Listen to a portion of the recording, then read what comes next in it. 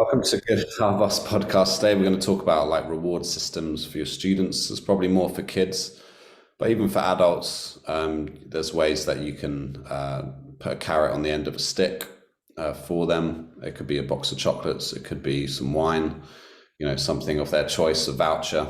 There's always, people love giveaways, people love prizes. So if people are practicing and you feel like they're doing well just because they're coming back every week, it's nice to have a carrot at the end of the stick. But more for kids, it's a lot easier for kids. And Josh has got some amazing ideas, and I'll share mine after as well. Over Awesome, to man. you. Yeah. So, yeah. So I'll tell you what I did last semester and then what I'm doing this semester. So last semester, I started this little point system, and where it's just a way to keep track of people and retain their engagement during the lesson. So I'll give you an example. If they show up on time, I'll usually if it's like if say it's four people and it's like Bryson, Cole. I might write B for Bryson and C for Cole and the other two initials just to have something. I'll draw a line, then I'll do like a tick mark. Hey, you were on time, tick mark. You Yeah. brought your guitar, tick mark. Let's see, what else do I do? On time, guitar, your book, your curriculum book, a guitar pick, and if you're tuned by the time lesson starts, which means you better get early to tune, right? So that just creates some free incentive. Didn't cost me anything other than just to come up with it and say, okay. And it wasn't my idea, by the way. I got it from another group. So I thought it was brilliant. Oh, easy tick marks, right? So Yeah. I got the tick marks and down, and then I might do a quick review. I'm like, guys, this is time for easy points. Here's the free five. You just show up and do what you're supposed to do. You get 5 easy points, right? And the Yeah. idea is who has the most points by the end of the lesson will get a piece of candy or something like that, right? So I would give tick marks for like, hey, can you play this piece from last time? Did you practice it this week? Can you do it? Can you do the spider crawl in under 30 seconds? Or can you do this, that, and the other? Just try to get them going. Um, and during the lesson, okay, teach the lesson, show what you're going to show. All right, James, can you, or Sarah, can you do this? Can you show me you can do this, that you understand? Good job, got a point. Or you could be like, man, it could be like, Piper, you really encouraged Brooklyn right there. I like to see that point, whatever it is, but Yeah. just reward the good behavior. And I haven't had to take point. I do threaten to take points off, but I don't do it because I don't want to be like, the disciplinarian. But if I do have a kid cutting up, I'd be like, hey, dude, if you want me to erase all your points right now, I will. Because you're this close to that happening, and that usually calms them down a little bit. But anyway, so that was last semester, but I found out I would go like to the dollar store and get these kind of like, box of candies for like, 50 cents or $1. And, get some jumbo ones, something like worth, getting to Mm. these kids. And, but I found out like, dude, it was costing me like $50 every 2 weeks to restock on candy. And I was like, I'm starting to like feel it, and I'm like, this is kind of getting ridiculous. So what I decided to do was I went to my guitar shop. I bought a couple of used electric guitars, and I'm going to give away these guitars through a ticket system, right? So I bought these little tickets. If you're watching on the video version, you can see it, but it just is like a little ticket coupon. And then I'd get a string of these things, and at the end of the lesson, whoever got the most points will get a ticket. And so I'll write like, their name at the end of it, and just kind of write all their names. And this is just like several weeks worth. Like this is different a week at a time. I just do it like this because it's easier. And then I rip them apart and put them in the little pot. And then at the end of the semester at our recital, I'm going to do a big thing where I draw out a name and oh, they won the guitar. And I'll have some smaller prizes, probably like, I don't know, some strings or a tuner or, whatever. But get enough to where, maybe 5 small prizes and a few big prizes. But anyway, but that's the incentive. And they know that. And from day one, I showed them this guitar. I'm like, hey, see this electric guitar?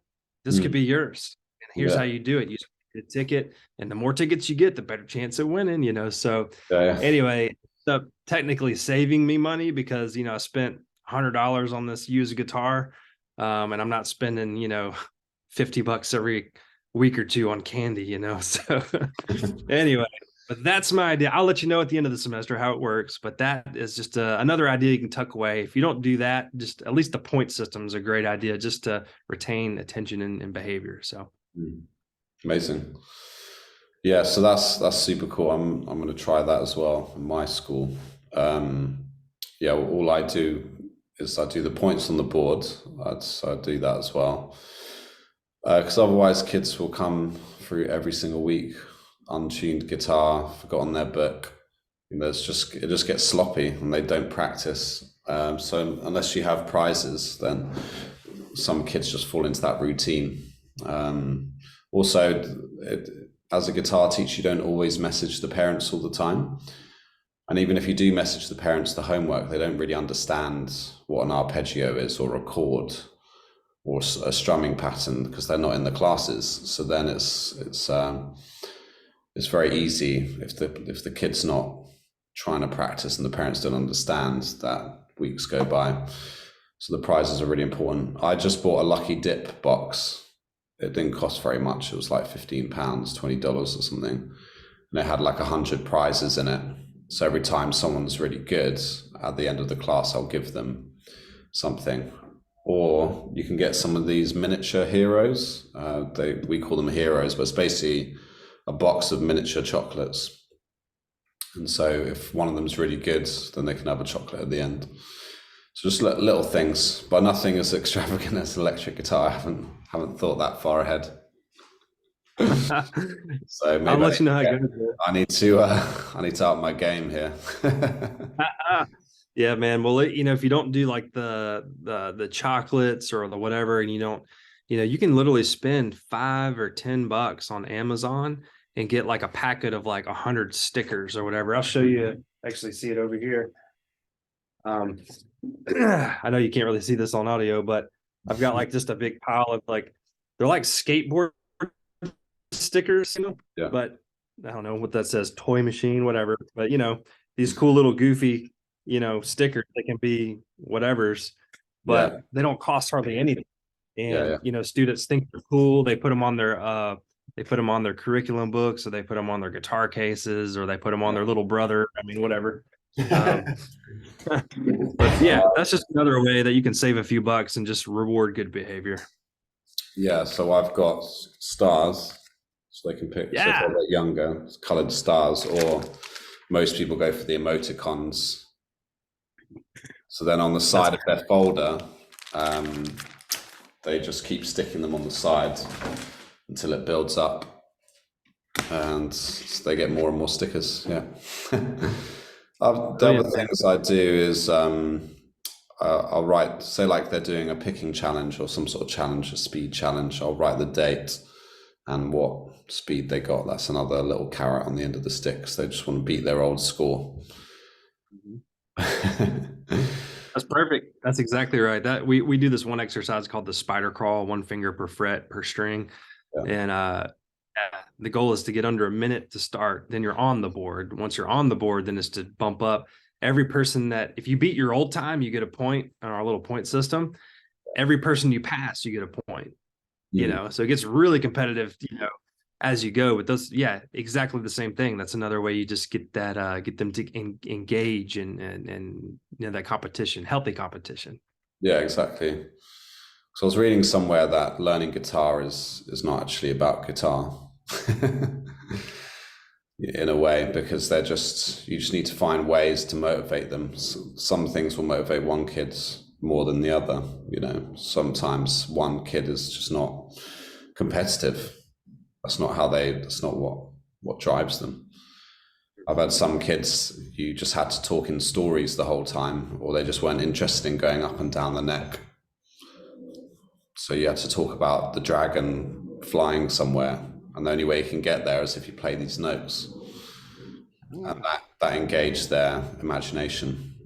But other kids are like, let's just get there as fast as possible. Boom, boom, boom, boom, boom. Yeah. That's a great idea too, man.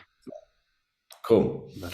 So yeah, if you've got any tips or ideas to encourage your students, let us know in the comments, or message us at hey@guitarboss.co. And it'd be really interesting to collate a whole load of responses that we could share. Awesome. Thanks for listening, guys. We'll see you in the next one. Take care.